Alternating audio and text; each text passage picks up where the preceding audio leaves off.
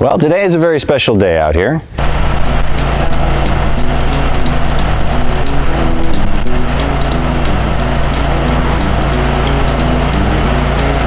They finally got our water line in at the road, and so I'm very anxious to get water put in up to the barn, get some spigots up, be able to have water to my trailer, other things out here, so that'll be really nice. So to that end, we have this guy rented, and yeah, we're gonna make this very short because I only have this thing for 24 hours, so I gotta make use of it time-wise. But this is a very nice machine. It's basically a skid steer base with a trencher sitting on it, and you operate the tracks with these, you operate the trencher itself with this guy, and then raise and lower here. So we'll get some video using it, but we're gonna get going. We've got to go from the road back there all the way up to the barn, and then we'll see what we have time for. We got to make some more trenches around the barn in order to put in some of those nice frost-free spigots, and we'll just see how far we get. So off we go.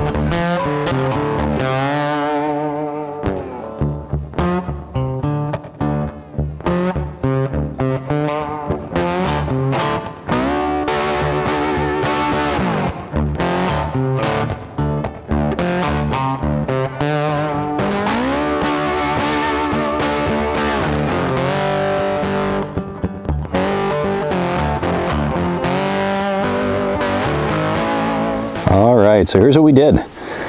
Here we have our lines coming in on the right from the street, and well, the 1-inch line comes in from the street. We've got a 3/4 line going to the right, that's feeding the hydrants on that side of the barn, and then we got 2 lines going out to the left. One's feeding the hydrants on that side of the barn, the other is going out to the field that's planned to supply water to the cattle. So that's kind of good. The one thing I did forget here, and I'm going to do it probably next week, is to put a pressure reducing valve in here. I'm going to put that into the main 1-inch line right before that valve there, and that'll be good. We'll get that in probably in the next week, because I think the street right now is at something above 100 psi, so that's a little much for most water systems. Most like irrigation controllers and stuff you buy aren't rated for that, and my RV definitely is not.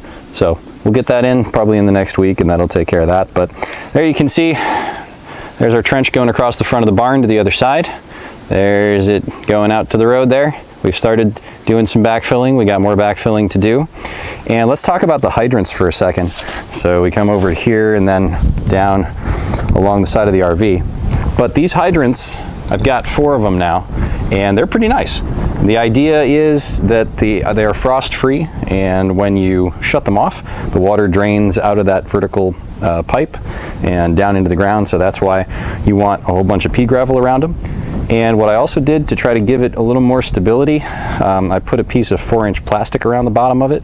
So that should help hopefully quite a bit with the stability of it and trying to keep them straight over time. I know they have a tendency to bend over, but these are down about 18 inches, somewhere between 18 and 24 inches. I didn't worry too much about getting them incredibly far down. Our frost line here is really almost, nothing. It's like 3 to 6 inches, so we're well below that in all of our trenching and all of our plumbing here. So anyway, as I said, a lot of backfilling to do, so that's the next thing. And once we're done with backfilling, all I got left to do is close up this valve section here, fill in this valve box area, and we're gonna be able to call this project done. So off we go backfilling.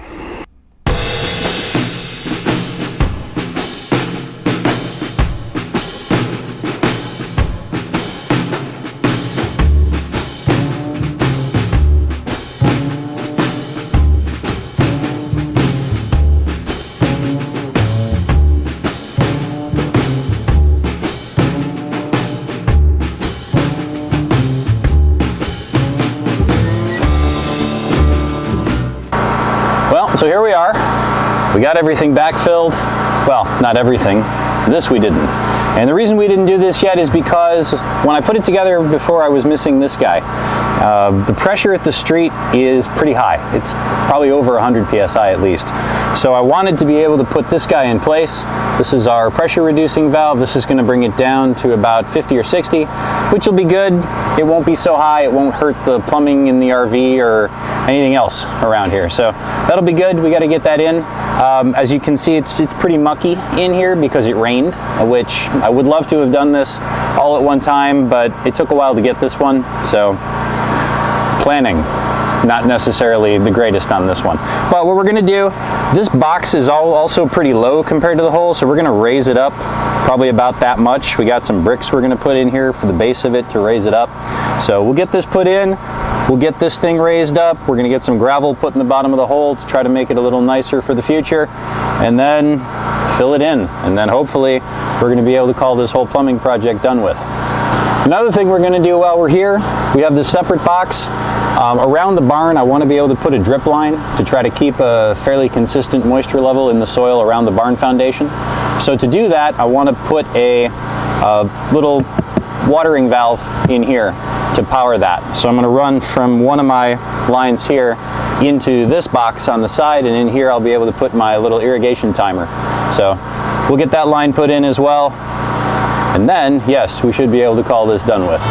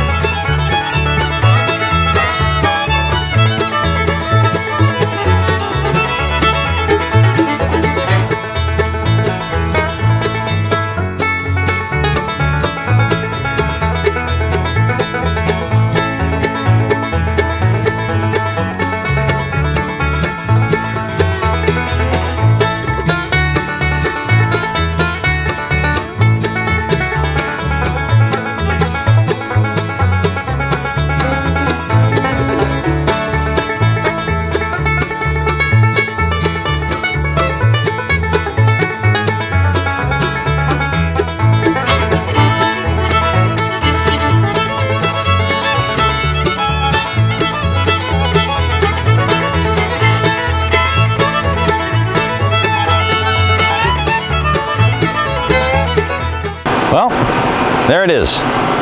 The final end to our plumbing project.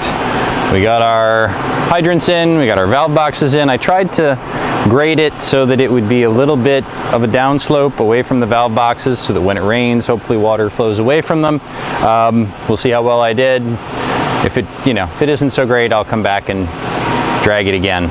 It would be better if I was doing this with an actual box blade, but I don't have the box blade yet. So that's coming. We'll see.